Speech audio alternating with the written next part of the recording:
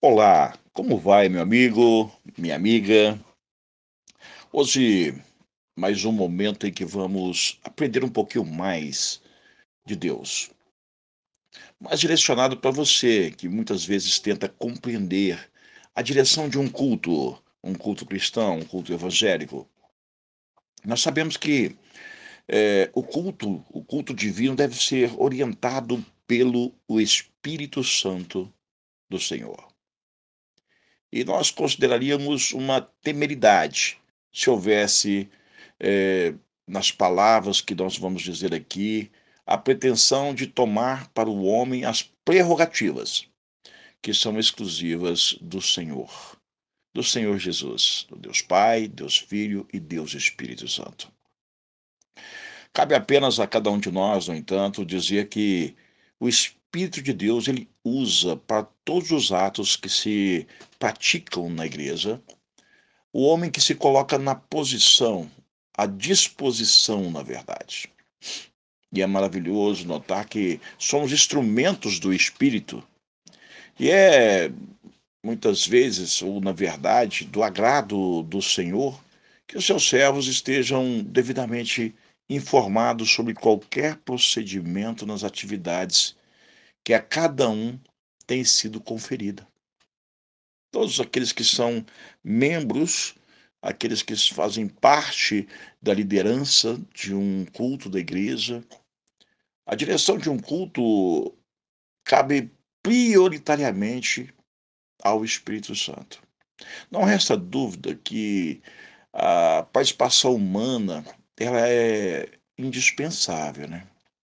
O elemento humano na direção de um culto a Deus, precisa estar, primeiramente, em sintonia com o Espírito Santo. A prática e os métodos que nós apresentamos em um culto, que as pessoas fazem, são de grande importância, mas muita importância. Porém, não afasta ou não afastam os dirigentes de um culto de manter-se em todo momento naquele ofício da total dependência do Senhor. Se não for dependente do Espírito Santo, o culto é meramente terreno, humano, não é uma verdadeira adoração a Deus ou um culto voltado para Deus. Dirigir um culto ele requer muita responsabilidade, porque se você está trabalhando com uma matéria-prima especial, uma matéria-prima especial do céu, porque um culto ele é uma matéria-prima do céu, é um alimento do céu. É como se você fosse um padeiro, um cozinheiro que está manipulando um alimento para as pessoas alimentarem. Então é o alimento do céu. Lindo isso, né? Que se distribui ali com as pessoas que estão famintas. Mas, nesse caso, são famintos espirituais. A meta de quem dirige um culto nunca pode ser de cumprir um anseio humano, nem mesmo de encontrar uma oportunidade para expor os frutos do eu ou da sua vaidade, mas sim fazer tudo para glorificar o nome do Senhor. Naquilo que nós entendemos a concepção humana, nós damos aos cultos variados títulos e destinações. Por exemplo, vamos lá, um culto público. Vamos considerar, em primeiro lugar, que é conhecido por todos nós como o culto público, que é ofício sagrado que permite a todas as pessoas participarem.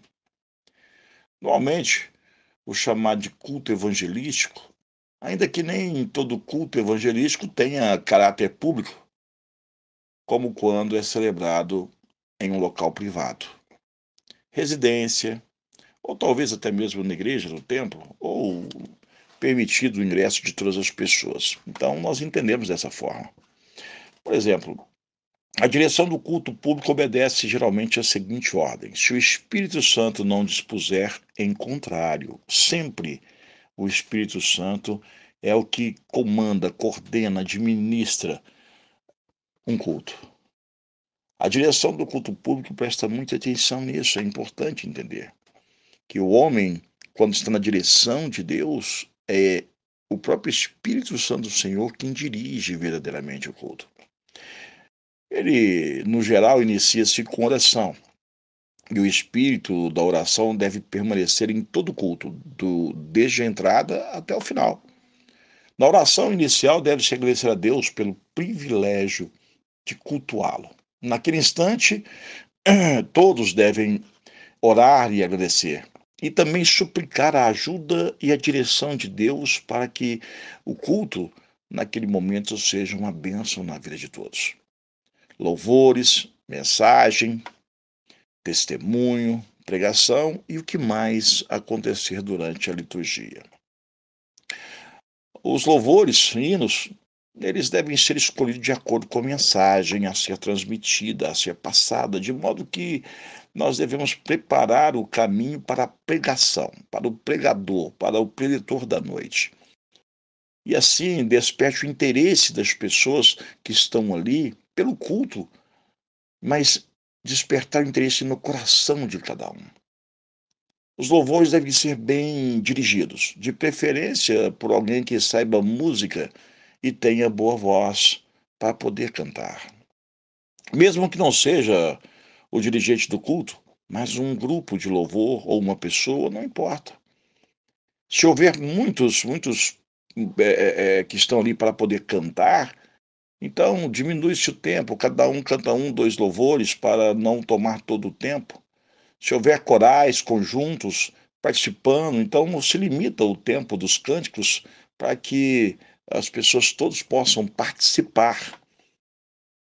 Após a oração inicial e os louvores ali, nós fazemos uma leitura bíblica oficial, ou dar-se oportunidades, pedindo sempre a ajuda do Senhor para trazer um texto, né, que tenha, na verdade, no seu bojo, vamos dizer assim, uma mensagem clara, de plano, ou seja, compreendida por todas as pessoas que estão ali, na nave da igreja, no corpo da igreja, no corpo do templo ou da casa, onde estiver sendo realizado esse culto. E produz efeitos espirituais imediatos no coração de cada um que está presente. A leitura geralmente ela é feita pelo dirigente do culto ou por alguém que ele possa designar que o faça. Aconselha-se também, quando nós estamos num culto, não conceder oportunidades a quem não saiba ler com reverência, porque a pessoa que vai ler a Bíblia, a palavra de Deus, tem que ser reverente verdadeiramente. Ele tem que cultuar a Deus numa reverência total.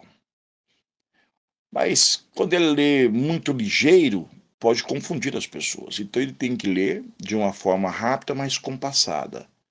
Sem coordenação das frases, complica as pessoas, não compreenderão. Então, a voz, a dicção tem que ser mais clara. Ou que, às vezes, as pessoas que estão ali naquele momento não compreendem porque a pessoa não tem prática de ler em voz alta, não tem prática de ler em público. A leitura eh, para a igreja, ela é possível trazer e produzir resultados maravilhosos. Porque através dessa prática, toda igreja tem a oportunidade de participar da palavra de Deus. Feita essa leitura, então vamos fazer uma nova oração, na qual todos os pedidos serão apresentados, as pessoas estarão falando ali sobre aquilo que desejam em seus corações, falando com Deus.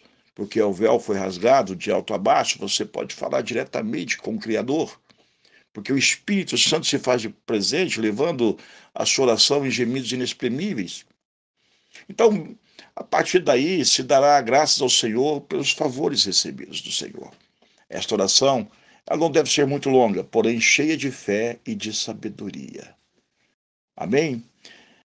Eu vou parar por aqui, deixar esse momento especial para que você possa meditar. Tem muito mais, mas nós vamos continuar em um outro momento, numa nova oportunidade. Que Deus abençoe você abundantemente.